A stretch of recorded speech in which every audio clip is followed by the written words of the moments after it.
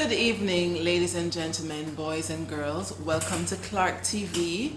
My name is Marika, and I have here with us this evening Mr. Buller from the Clark Academy, and we want to talk to him this evening about some technical training that he does with the members of his academy.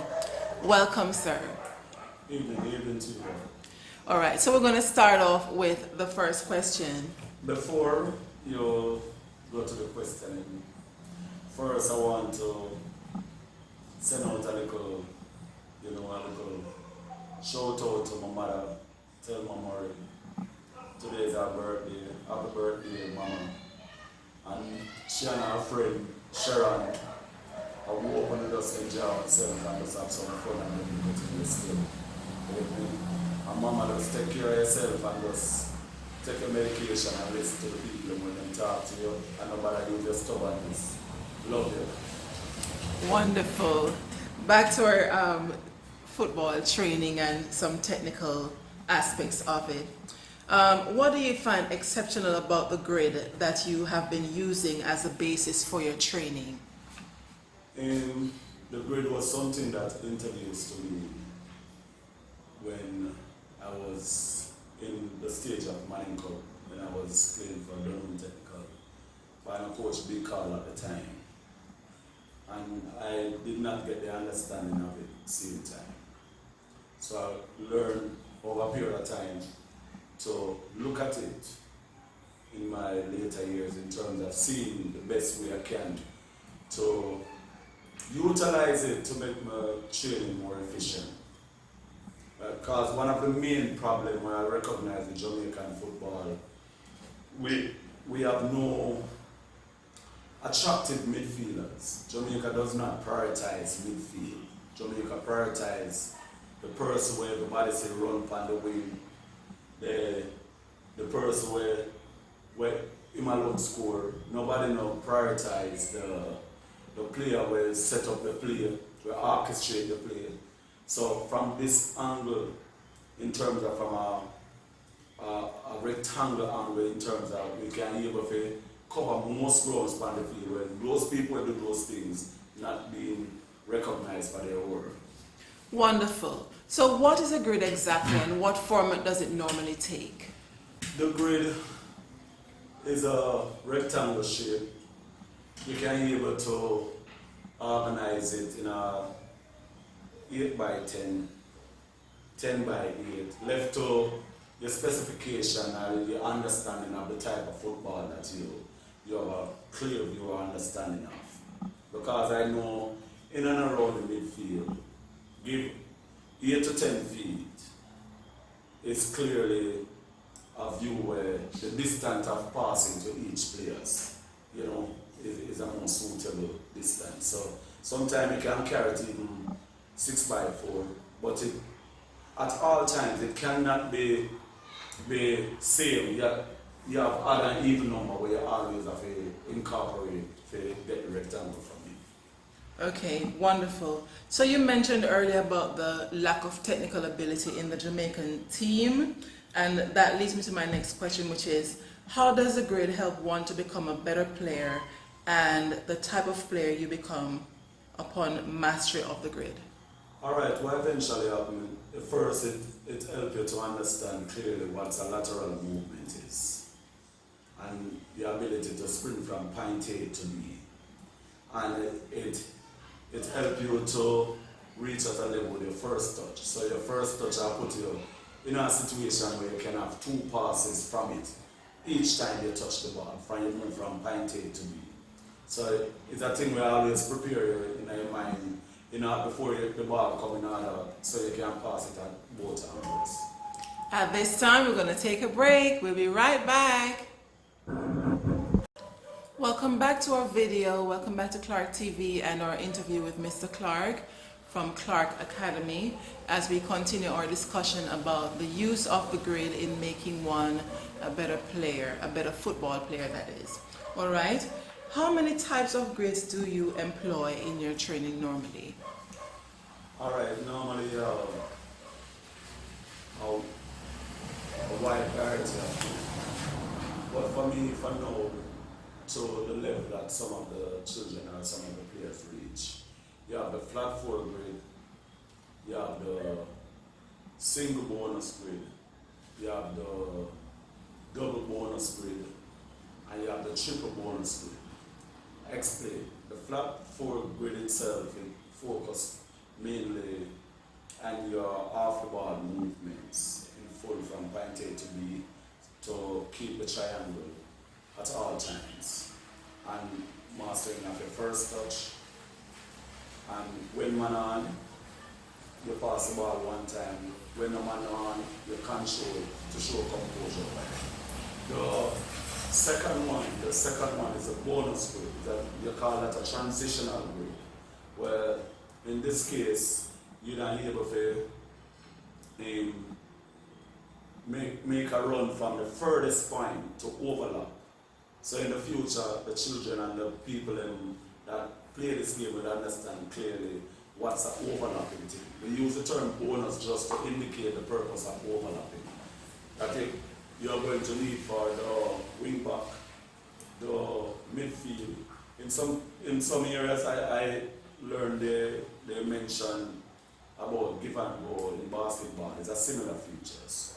So like when you reach the single bonus, the double bonus. The double bonus now, you can be able to pass the ball from one bonus to another, included in the 10 passes that you are going to accomplish. In the triple bonus, it comprises of dribbling, overlapping, and you can incorporate other things in it. So as the players then reach your level, we incorporate other things, so you have a complete game, because what basically that does to you, it really teaches you how to play football in a small area, right? You don't call it, in my sense, a boy me dance, a boy me teach football in a bad pan. So when you go in a pool, and then you got the ocean, you can be able to express yourself in the best possible with all the technical abilities that you discover. Awesome. What is the purpose of saying bonus when playing the grid? Yeah, as I mentioned, the purpose of saying bonus is to indicate your movements. To indicate your movements. It doesn't necessarily mean say you have to get the ball at the same time, because sometimes in a game when a person make a run, it's not necessarily the best pass at the time, because the best passes at the time, or pass at the time, is the pass that you see from what the coach put in place in order to be creative towards the goal. Right. We are aware that you have males and females in your academy, and this leads me to my next question. How do females and males compare or contrast when playing the grid? Well, for me, my mentality is still, in terms of with male and female, with soccer, football, I see it as just playing football. I don't put the sex in it, or the gender in it. I just see it as playing. Because once I can master all these basic fundamentals of the game, the sky's the limit for me. So I don't really put the priority on gender aspect. Thank you. Welcome back to our final segment of this interview with Mr. Buller, Mr. Clark of the Clark Academy. We're going to remind you to like, share, and subscribe to our channel, and we continue our discussion about the grid and how it helps your game, the actual game of football. All right. Earlier you mentioned the transitional grid, and I'm going to ask you right now to explain the transitional grid and how it fits into actually playing the game. All right. I think you have to go ask me that question there again, but we just want to use this opportunity to big up my subscribers, my family, my friends, my NWC friends, my Elton Park friends, my Atlanta friends, my Barbados friends, the numbers because I start out at one and we reach out a point now. So I want you all, my friends and family and subscribers, to just continue to subscribe and share the video, share them, because I tell you, I'm a normal thing. This really have a help excel you in terms of your football and your ability to understand football as well. So we'll go through the process smoothly. Okay, reminding you of the question. Yeah, I think that's To explain the transitional grid and how it fits into actually playing the game of soccer. all right. What basically the transitional grid allows you to master by playing is nowadays football they have like 4-3-3 where most coaches are some of the top clubs and kind of play. So the person that play in the middle is a replacement position. And you know say a very creative player. We can't even if him go forward in a forward position he can score and stuff there. And him have the ability to have balance of the game. Because our football that I'm watching every day, our local football, trust me, we have serious issues. We have serious mentality issues with our football because if you have 4 different players in our midfield, 4 players in our midfield are 3 players, you're going to have these players with different characteristics, right? And what is going to make this player be greater or a better player is the ability to think the game and think it in the interest of the team and the country in a best possible way, right? So simplicity is something we now recognize in Jamaica. If you tell somebody, some boy, in 1 touch or 2 touches only, it's like it's a problem. I remember Argentina come to Jamaica one of them time, I think about some 10 years ago, 10, 12 years ago. And I was at the prison oval watching the game, and when the Argentine come out, the Argentine guys come out, because I think it was an under 17 competition. And most of the people them see them, they must say, oh, we have to kill them boy with ball because look on the whole midget there, look how them look a bit and shot. And all these things. And I tell you, the Jamaican players then have this monstering mentality. Everybody have to look like say they can crush you and all these things. And I learned say the football come to bring because and that's in there. I think we get about 7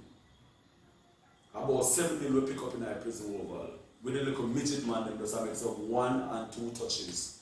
And half the ball movements and that conquer our mentality. And it still remains today.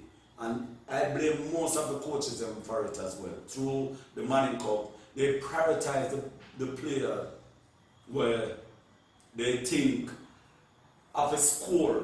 They never prioritize the ability of the players to think, read the game, right? In some cases in America, they start recognizing the assist players now.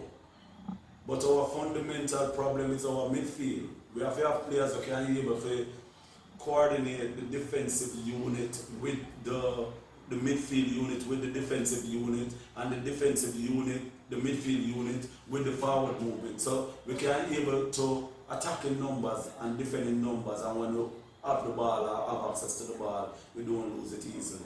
So you think, in other words, you're saying the application of the grid in the actual game will actually help to help them to have a stronger midfield? Is that what you're saying? As well, because the awareness, the sensitivity in terms of like cover and zone, the lateral movements, these are the things that a good midfield player have to master. You know, support each other, always have 2 passes, you know, and pursue glory for themselves only. You mentioned earlier, just for clarification for those who are watching, you mentioned earlier about prioritizing goal scoring instead of thinking the game. Are you saying that goal scoring is not as important as thinking the game, or is there, what's your explanation? Goal scoring is very important for winning the game, but the creativity, if you set up a structure in football that you can create a lot of opportunity, you will get more goals instead of you just focus on one player in order to run beyond everybody and just try to score, and the next set of players then can catch them up on these things.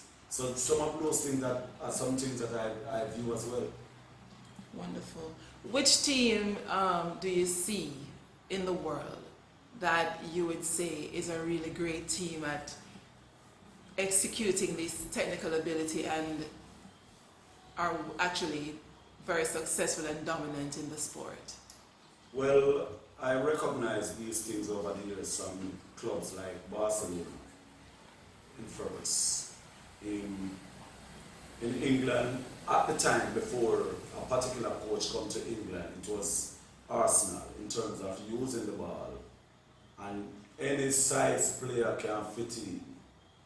A player not have too big, enough to have inside ball leg or outside ball leg in order for him to can able to play the ability of the brain they prioritize from.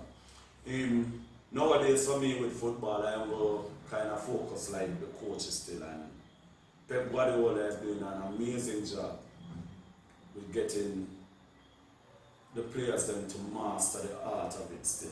It may not be successful in certain major competition, but he's really doing a great job so the football can be more enjoyable, you know, in terms of watching players of all sizes and degree, in terms of like using the ball and having fun in a simple form, not in the form that you have to kill somebody in order for can play.